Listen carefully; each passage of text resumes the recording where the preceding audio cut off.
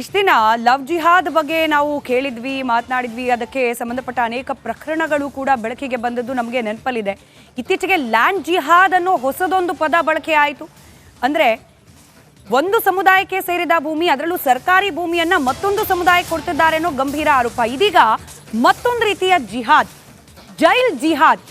ಏನಪ್ಪ ಈ ಜೈಲ್ ಜಿಹಾದ್ ಅಂದರೆ, ಜೈಲಿನಲ್ಲೇ ಮತಾಂತರ ಮಾಡಿ ವಿಧ್ವಂಸಕ ಕೃತ್ಯಗಳಿಗೆ ಟ್ರೈನಿಂಗ್ ಅನ್ನ ಕೊಡ್ಲಾಗ್ತಾ ಇತ್ತಾ? ಇಂಥ ಗಂಭೀರ ಅನುಮಾನ ಬರಲಿಕ್ಕೆ ಕಾರಣವಾಗಿರುವುದು ಇತ್ತೀಚೆಗೆ ಪರಪ್ಪನ ಅಗ್ರಹಾರದ ಮೇಲೆ ನಡೆದಿರುವ NIA ಅಧಿಕಾರಿಗಳ ರೇಡ್. ಈ ರೇಡ್ನ ಸಂದರ್ಭದಲ್ಲಿ ಈ ಜೈಲ್ ಜಿಹಾದ್ ಯಾವ ರೀತಿಯಾಗಿ ನಡೀತಾ ಇತ್ತು ಅನ್ನೋದಕ್ಕೆ ಸಂಬಂಧಪಟ್ಟ ಒಂದು ಸ್ಫೋಟಕ ಸತ್ಯ ಬಯಲಿಗೆ ಬಂದಿದೆ. ಆ ಕುರಿತಾದ ಒಂದು ವರದಿ ನಿಮ್ಮ ಮುಂದೆ.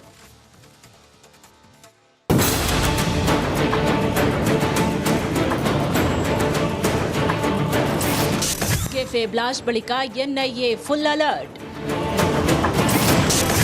ಬೆಂಗಳೂರಿನ 6 ಕಡೆಗಳಲ್ಲಿ ಮೆಗಾ ದಾಳಿ.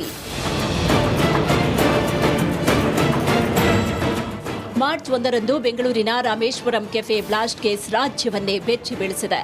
ಅಷ್ಟೇ ಅಲ್ಲ, NIA ಅಧಿಕಾರಿಗಳು ಬೆಂಗಳೂರಿನ 6 ಕಡೆಗಳಲ್ಲಿ ಮೆಗಾ ದಾಳಿಯನ್ನ ಮಾಡಿದ್ದಾರೆ.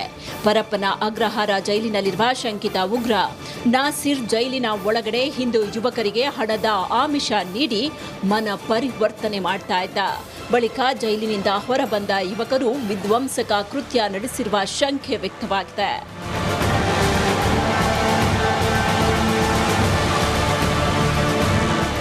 ಇನ್ನು ಜೈಲಿನಿಂದ ಹೊರಬಂದ 5 ಯುವಕರು ಮುಸ್ಲಿಂ ಧರ್ಮಕ್ಕೆ ಮತಾಂತರವಾಗಿದ್ದಾರೆ ಅನ್ನೋ ಮಾಹಿತಿ ಸ್ಫೋಟವಾಗಿದೆ. ಬೆಂಗಳೂರು ಸರಣಿ ಸ್ಫೋಟದ ರೂವಾರಿ ನಾಸಿರ್ನಿಂದಲೇ ಮತಾಂತರ ಆಗಿದ್ದಾರೆ ಅನ್ನೋ ಮಾಹಿತಿ ಲಭ್ಯವಾಗಿದೆ.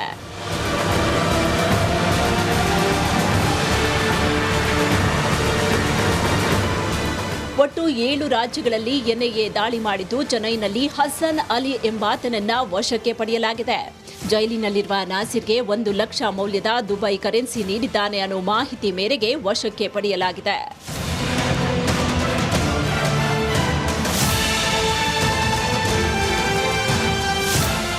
ಒಟ್ಟು NIA ದಾಳಿ ಪ್ರಕರಣ ರಾಜ್ಯದಲ್ಲಿ 16 ಜನರಿಗೆ ನೋಟಿಸ್ ನೀಡಲಾಗಿದೆ.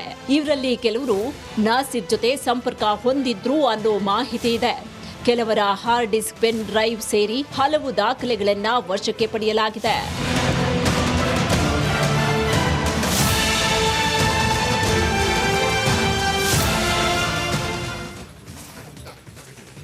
ಬಗ್ಗೆ ಮತ್ತಷ್ಟು ಡೀಟೇಲ್ಸ್ನೊಂದಿಗೆ ನೇರ ಸಂಪರ್ಕದಲ್ಲಿ ನನ್ನ ಹಿರಿಯ ಸಹೋದ್ಯೋಗಿ ಸುನಿಲ್ ಧರ್ಮಸ್ಥಳ. ಸುನಿಲ್, ನೋಡಿ, ಲವ್ ಜಿಹಾದ್ ಕೇಳಿದ್ವಿ, ಲ್ಯಾಂಡ್ ಜಿಹಾದ್ ಬಗ್ಗೆ ಕೂಡ ಇತ್ತೀಚೆಗೆ ಪ್ರಸ್ತಾಪ ಆಯಿತು. ಈಗ ಜೈಲ್ ಜಿಹಾದ್, ಒಂದು ಸಂಕ್ಷಿಪ್ತವಾದ ವರದಿಯನ್ನ ಕೂಡ ನೋಡಿದ್ದಾರೆ ವೀಕ್ಷಕರು. ಇದನ್ನ ಹೊರತುಪಡಿಸಿ ಉಳಿದ ಮಾಹಿತಿ, ಹಾಗೆ ಈ ರಾಮೇಶ್ವರಂ ಕೆಫೆಯ ಬ್ಲಾಸ್ಟ್ನ ಶಂಕಿತನಿಗೂ ಈ ಜೈಲ್ ಜಿಹಾದ್ಗೂ ಲಿಂಕ್ ಇರುವ ಬಗ್ಗೆ ಮಾಹಿತಿ ಹಂಚ್ಕೊಳ್ಳೋದಾದ್ರೆ.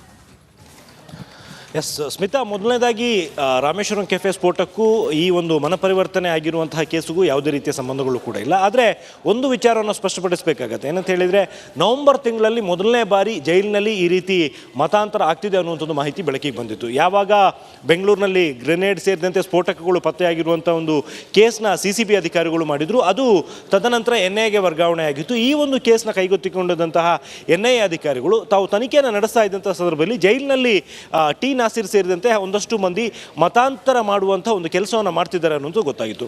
ಸೊ ಅದರಲ್ಲೂ ಕೂಡ ಪರ್ಟಿಕ್ಯುಲರ್ ಆಗಿ ಆರ್ಥಿಕವಾಗಿ ಹಿಂದುಳಿದ ಹಿಂದೂ ಮತ್ತು ಕ್ರಿಶ್ಚಿಯನ್ ಹುಡುಗರನ್ನ ಟಾರ್ಗೆಟ್ ಮಾಡ್ತಿದ್ರು. ಅವರಿಗೆ ಫ್ಯಾಮಿಲಿಗೆ ಬೇಕಾದಂಥ ಫೈನಾನ್ಷಿಯಲ್ ಸಪೋರ್ಟ್ ಮಾಡ್ತಿದ್ರು. ಅದಾದ ಬಳಿಕ ಜೈಲಿನಿಂದ ಹೊರಗಡೆ ಬಂದ ಮೇಲೆ, ಅಂದರೆ ಕೈದಿಗಳು ಜೈಲಿನಿಂದ ರಿಲೀಸ್ ಆಗಿ ಹೊರಗಡೆ ಬಂದ ಬಳಿಕ ನಿರ್ದಿಷ್ಟವಾದಂಥ ಒಬ್ಬ ವ್ಯಕ್ತಿಯ ಮುಖಾಂತರ ಅವ್ರನ್ನ ಮಸೀದಿಗೆ ಕರ್ಕೊಂಡು ಹೋಗಲಾಗಿತ್ತು ಮತ್ತು ಕೆಲವರಿಗೆ ಸುನ್ನತ್ ಮಾಡಿಸಿ ಅವರಿಗೆ ಮತಾಂತರ ಮಾಡಲಾಗಿತ್ತು ಅನ್ನುವಂಥದ್ದು ಮಾಹಿತಿ ಕೂಡ NIA ತನಿಖೆ ವೇಳೆ ಬೆಳಕಿಗೆ ಬಂದಿತ್ತು. ಬೆಂಗಳೂರಿನ ಶಿವಾಜಿನಗರದಲ್ಲಿರುವಂಥ ಒಂದು ಹಾಸ್ಪಿಟಲ್ ಕೂಡ ಅವರೆಲ್ಲರನ್ನು ಕೂಡ ಕರ್ಕೊಂಡು ಹೋಗಲಾಗಿತ್ತು ಅನ್ನೋ ಒಂದು ವಿಚಾರ NIA ತನಿಖೆ ವೇಳೆ ಬೆಳಕಿಗೆ ಬಂದಿತ್ತು.